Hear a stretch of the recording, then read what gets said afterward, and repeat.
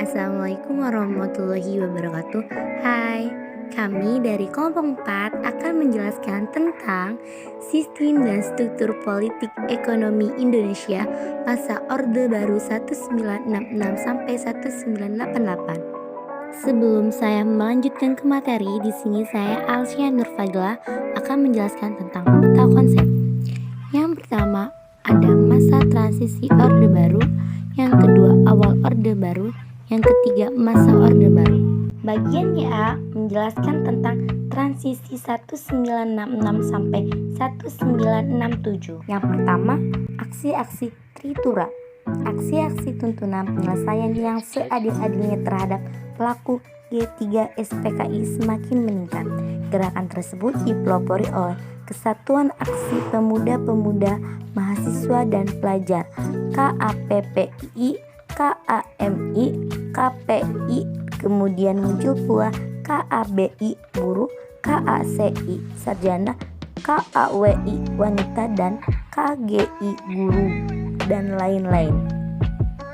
Pada 12 Januari 1966 dipelopori oleh KAMI dan KAPPI, Kesatuan-Kesatuan Aksi yang tergabung dan Front Pancasila, mendatangi DPR mengajukan 3 buah tuntunan, yaitu yang pertama pembubaran PKI, yang kedua pembersihan kabinet dari unsur-unsur G3 SPKI, dan yang ketiga penurunan harga atau perbaikan ekonomi.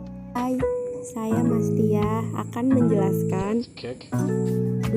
Surat Perintah 11 Maret Supersmar berisi pemberian mandat kepada Letjen Soeharto selaku Panglima Angkatan Darat dan Pangkop Kamtib untuk memulihkan keadaan dan kewibawaan pemerintah. Dalam menjalankan tugas, penerima mandat diharuskan melapor segala sesuatu kepada Presiden. Mandat itu kemudian dikenal sebagai Surat Perintah 11 Maret atau Supersmar. Keluarnya Supersmar dianggap sebagai tonggak lahirnya Orde Baru. Saya di sini akan menjelaskan tentang dualisme kepemimpinan nasional. Memasuki tahun 1966, terlihat gejala krisis kepemimpinan nasional yang mengarah pada dualisme kepemimpinan. Di satu pihak Presiden Soekarno masih menjabat presiden, namun pamornya telah kian merosot. Sementara Presiden Soeharto setelah mendapat surat perintah 11 Maret dari Presiden Soekarno dan sehari sesudahnya membubarkan PKI, namanya semakin populer. Pada tanggal 12 Maret 1967, Jenderal Soeharto dilantik menjadi pejabat Presiden Republik Indonesia oleh Ketua MPRS Jenderal Abdul Haris Nasution. Stabilitasi politik dan rehabilitasi ekonomi. 1. Stabilitasi politik dan keamanan sebagai dasar pembangunan Orde Baru mencanangkan berbagai konsep dan aktivitas pembangunan nasional yang berorientasi pada kesejahteraan masyarakat. Kabinet Pembangunan 1 pada 6 Juni 1968. A. Menciptakan stabilitas politik dan ekonomi sebagai syarat mutlak berhasilnya pelaksanaan rencana pembangunan 5 tahun atau REPLITA dan pemilihan umum atau pemilu. B. Menyusun dan merencanakan REPLITA. C. Melaksanakan pemilu selambat-lambatnya pada Juli 1971. D. Mengembalikan ketertiban dan keamanan masyarakat dan mengikis habis sisa-sisa G30 SPKI dan siap untuk bentuk rongrongan penyelewengan terhadap pengkhianatan terhadap Pancasila dan Undang-Undang Dasar 1945. Melanjutkan penyempurnaan dan pembersihan terhadap seluruh aparatur negara baik di pusat maupun di daerah dari unsur-unsur komunisme. Nama saya Rizky Amami. Saya akan menjelaskan mobilisasi penyeragaman. Depolitisasi parpol dan ormas juga dilakukan oleh pemerintah Orde Baru melalui cara penyeragaman ideologis melalui ideologi Pancasila.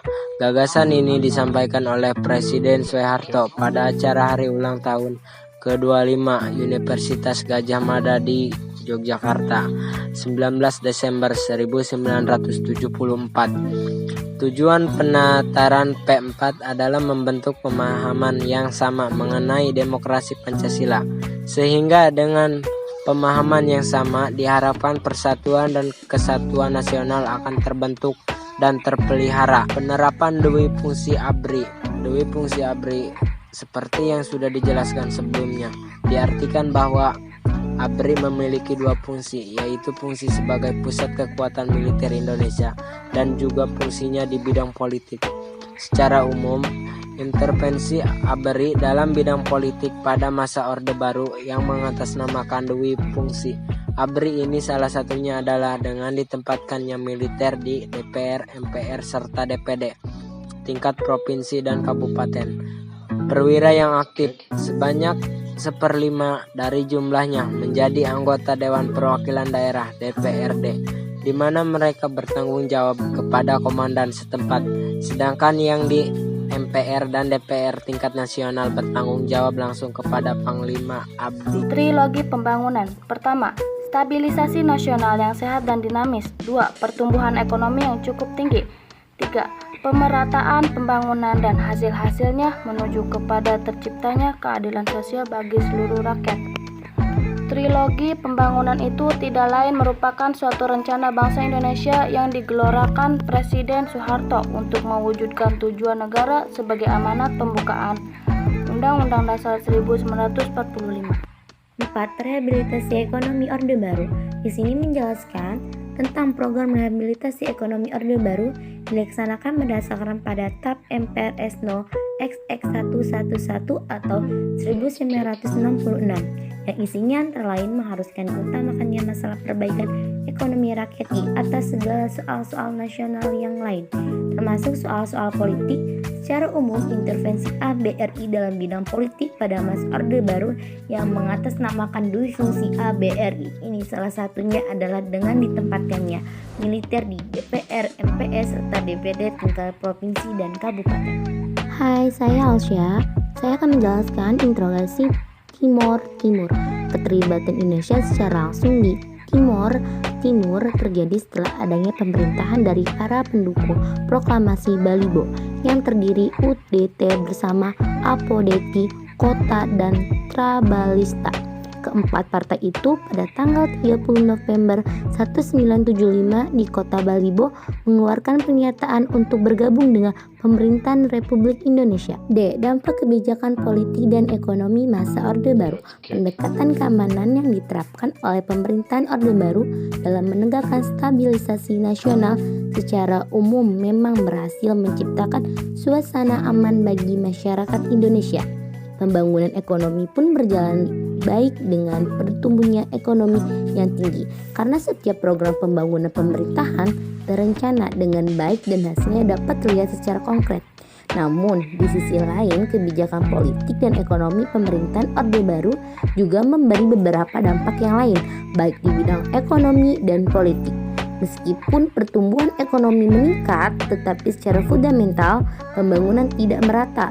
Tampak dengan adanya kemiskinan di sejumlah wilayah yang justru menjadi penyumbang terbesar devisa negara seperti di Riau, Kalimantan Timur, dan Irian Barat, Papua. Faktor inilah yang selanjutnya menjadi salah satu penyebab terpuruknya perekonomian Indonesia menjelang akhir tahun 1997. Semoga difahami. Terima kasih. Mohon maaf kalau ada kata-kata yang salah. See you. Sampai ketemu lagi dari tugas Ibu Yeyen. Bye. Wassalamualaikum warahmatullahi wabarakatuh.